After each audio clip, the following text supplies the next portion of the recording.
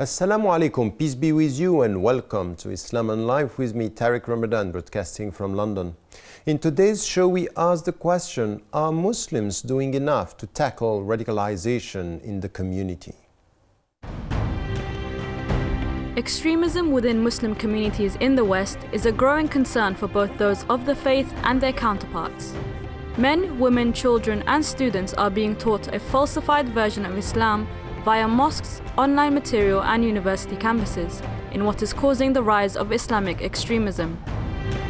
Though the term itself is an oxymoron, Islamic extremism is a result of fabricated narrations and interpreting the Quran literally without understanding its true and original context.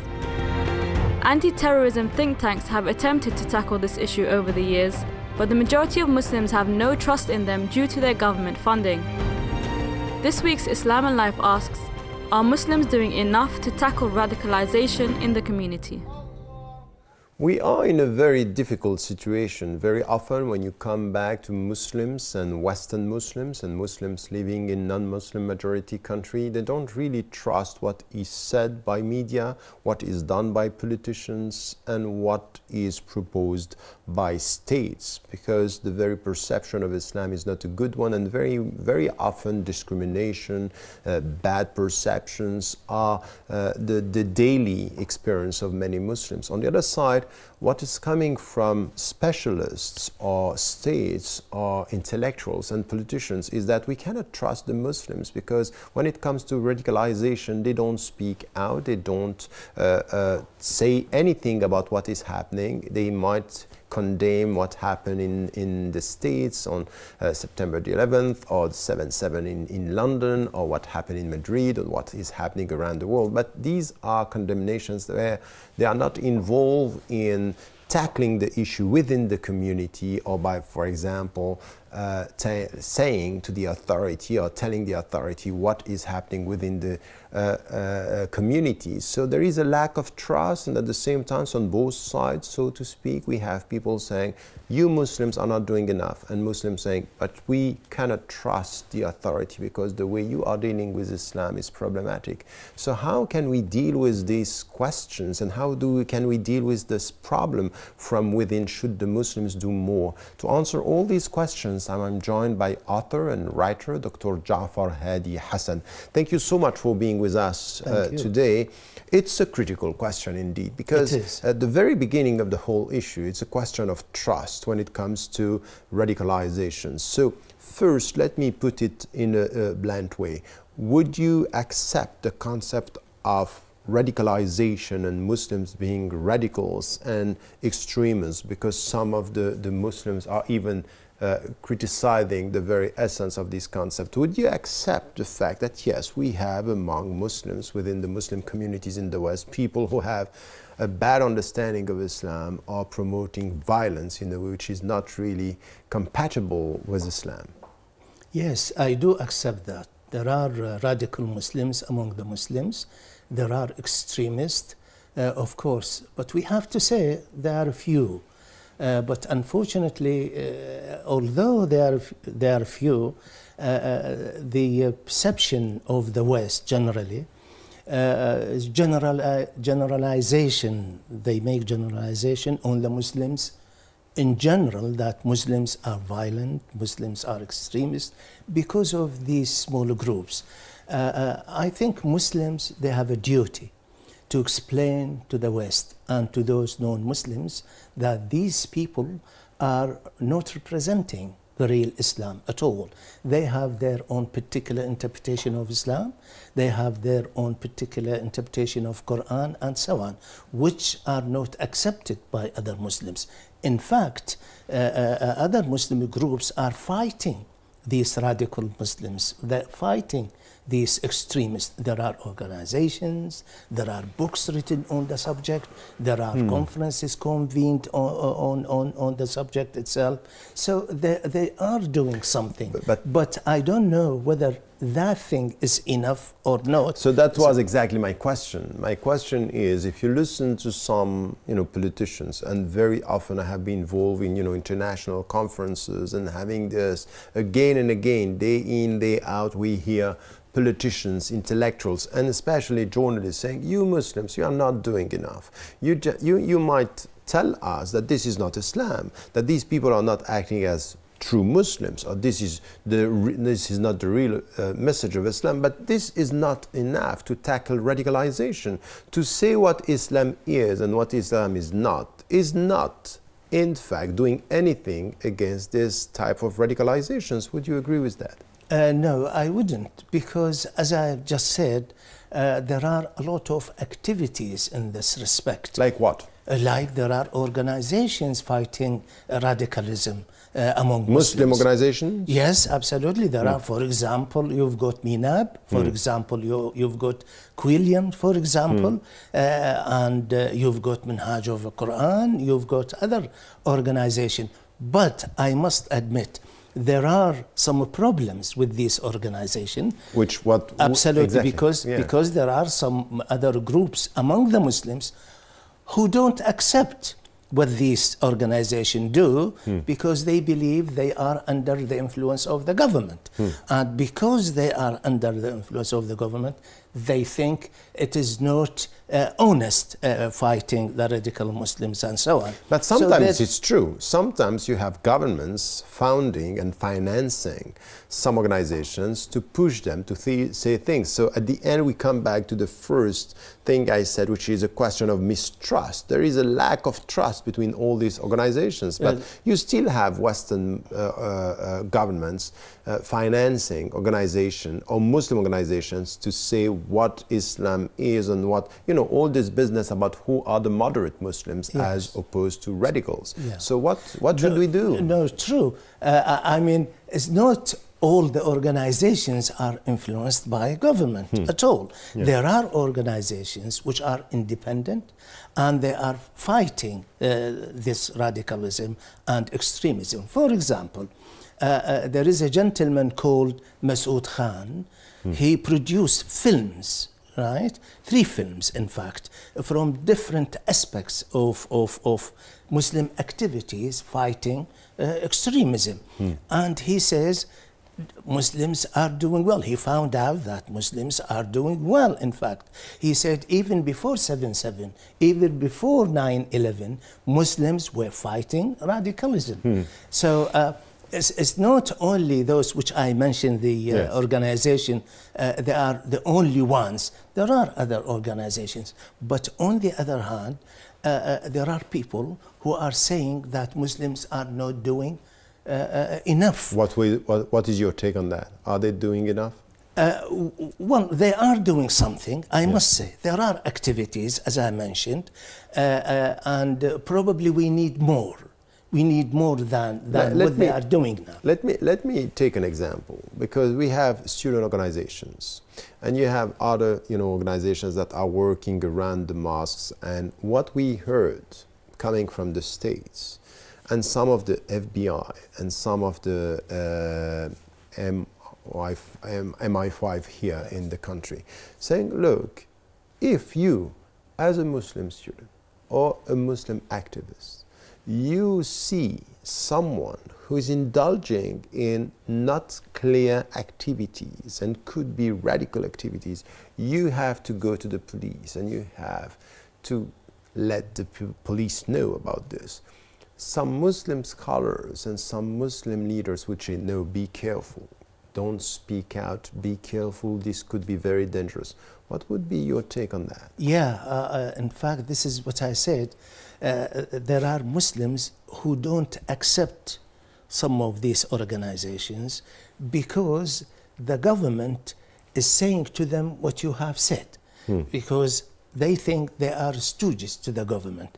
They are, in fact, spying against the Muslims. This is why many groups, and Muslim leaders, they are not joining these groups. In fact, they are resisting these groups. In fact, they are objecting to the activities of these groups.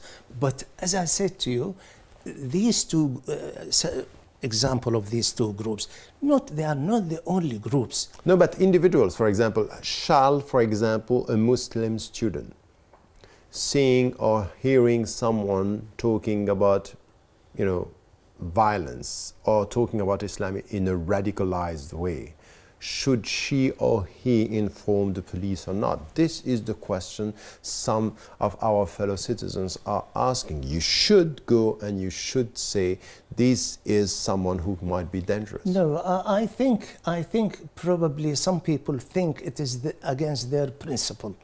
It is against their religion. This is why... This is the point. Yeah, absolutely. And this is why they don't inform. Otherwise, they will be spies. They will be considered so shall they as a spy. And in fact, according to the Quran, it says, وَلَا تَجَسَّسُوا, for example. You shouldn't spy. It's clear. You shouldn't spy. This is clear. No, but here you have the information. You know what is happening. Shall you say it or not to the police when you know that something could happen? I think it is the job of the police. It is not the job of the Muslims to spy on other Muslims. But if you know, let's say you heard about something that could happen, shall you say this to the police or not? Well, I think it depends on what you believe. Okay. It depends on the individual. But as a Muslim believer? No, it depends on the individual. Each one or each Muslim has his own opinion about this. What is yours? Some they think that they should inform the government. Some they think they should not. So what is yours? Shall they? Well, I think it depends on the condition. It depends on the condition, whether, he is harming the state or not. If he is not, it depends on the situation, the specific situation. But absolutely. If it's dangerous, he better say something. No, if in fact it's causing danger to other people, someone should inform. Otherwise, because even in Islam, you should not allow other people to hurt other Muslims. To be complicit or something like this. You can't do that. Even to the citizens of the country in which you live in. So, as I said to you, it depends. So, some people, they say Muslims are doing almost enough with their activities. See, even, I think, 2007, some leaders, they issued guideline to Muslims to fight terrorism, extremism. So there are some activities. Maybe this is not enough, we need more, but there are activities in this respect. Let me, yes, and many leaders around the world were also, some statements were very, very powerful and strong against radicalization. So sometimes when radical voices are here to speak out, the coverage of the media coverage is huge, but when other voices are here to condemn or to do things or to explain, very often they are not very interesting in media terms. And also this is something which is a vicious circle. We are much more interested by people who are very radical in their views than people who are showing a kind of moderation and explaining. And this is also something that we have to add. But let me tell you something. What I heard is, for example, one of a Christian leader was telling me once, you know what, when, for example, you have cartoons controversy against the Prophet of Islam, peace be upon him, and people are not happy, they take into the street and they are demonstrating against it. Now, when a Muslim is killing innocent people, they don't take to the streets, they don't do it. And it means that you are always demonstrating when you are the victims, but not when you are the guilty people in the whole process. And this is why the perception is that you don't do enough against radicalization. What would be your take on that? No, you see, in many cases, Muslims condemn terrorist or extremist act.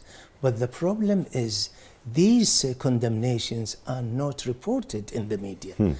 You see, it needs, in fact, to be reported, these kind of things, so that non-Muslims, they know that Muslims, they call them moderate. I don't call them moderate. I probably call them true Muslims, because true Muslims, the mainstream, yeah, mainstream Muslims, because mainstream Muslims, they in fact oppose extremism and radicalism and violent, of course.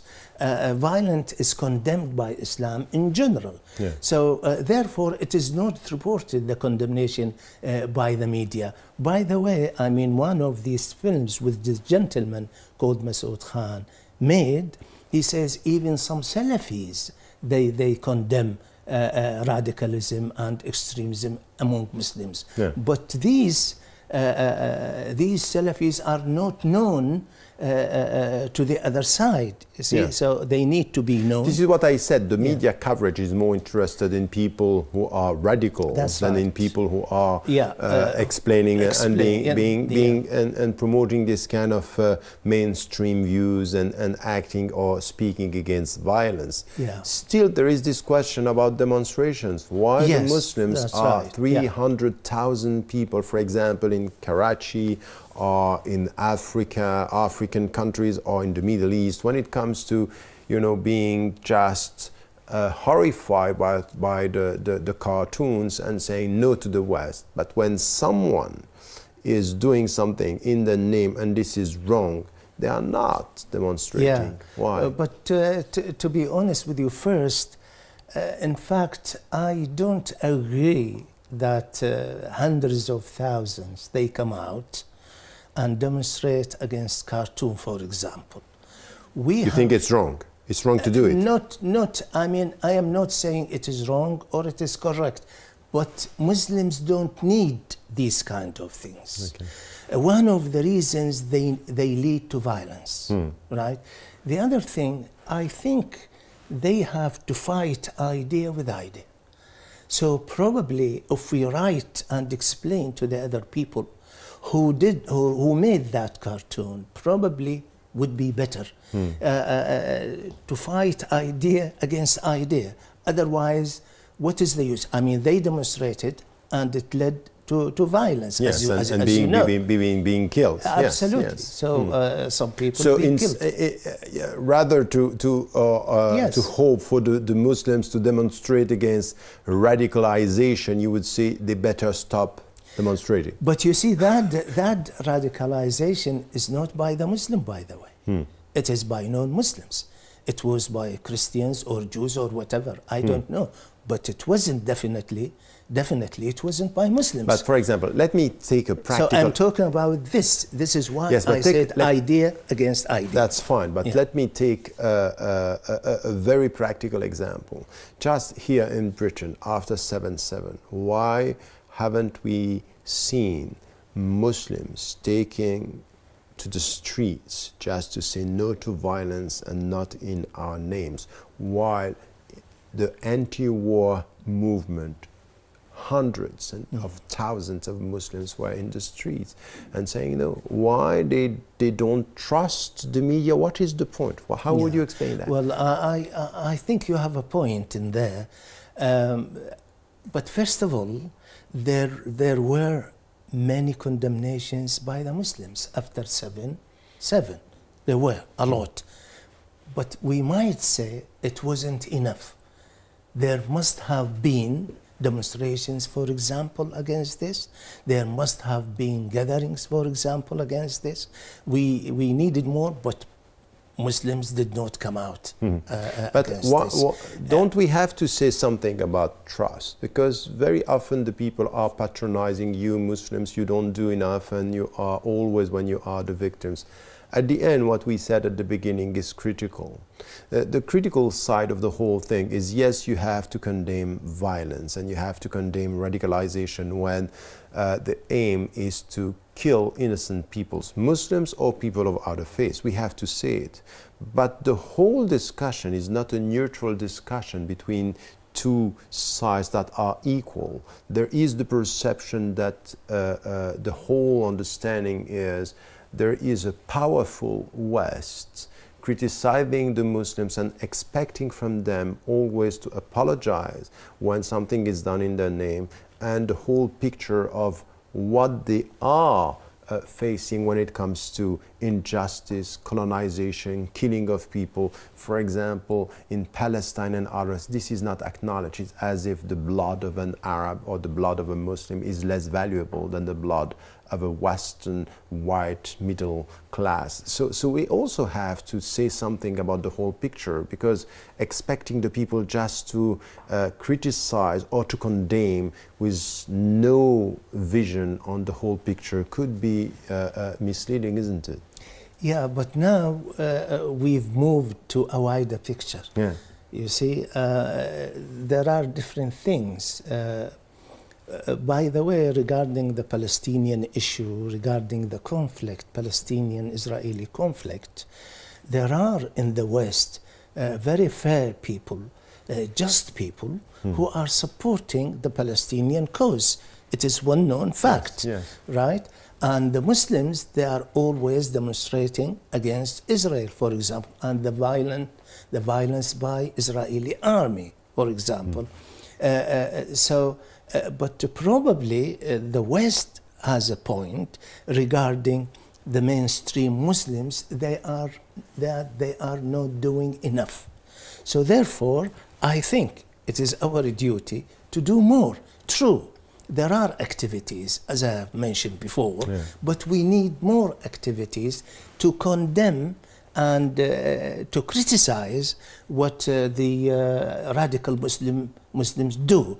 In fact, we should condemn any act against non-Muslims completely. Thank you so much. I think that the conclusion that you just gave us could be the starting point of my own conclusion about our discussion is, yes, many things have been done by Muslims, Muslim organizations as well as are speaking out, they are condemning, but at the end, if we look at the whole picture and the whole situation, more could be done by Muslims as individuals or as organizations by saying that these radical activities or violence against innocent people, be them Muslims or people of other faiths, this is not acceptable in Islamic terms, and to be much more vocal and to speak out without, and we also said something about underestimating the mistrust that sometimes we have within our societies, that this has to be also dealt with, the big picture as you put it, but also in our daily life, the way we trust our own state in the West, the way we deal with police, the way we deal with authorities is also something that we have to improve. I think it's quite important to improve this trust between the social, political actors within the West when it comes to Islam Absolutely. And Muslims. Absolutely. Well, that's all we have time for. Please let us know your thoughts and views on any of the shows you have seen. And here is the way to contact us. Islam and Life welcomes your opinion. So please send us your suggestions as well as criticism on any of the shows you have seen or you would like to see. You can do all this by emailing us at islamandlife@presstv.co.uk. You can also be part of our online platform by joining our Facebook page, Islam and Life on Press TV, where you can share your thoughts with other Islam and Life fans, engage with debate and view past shows. Finally, I would like to thank my guest, Dr. Jafar Hadi Hassan. Thank you so much for being with us today and your input. And I hope to see you next week, inshallah.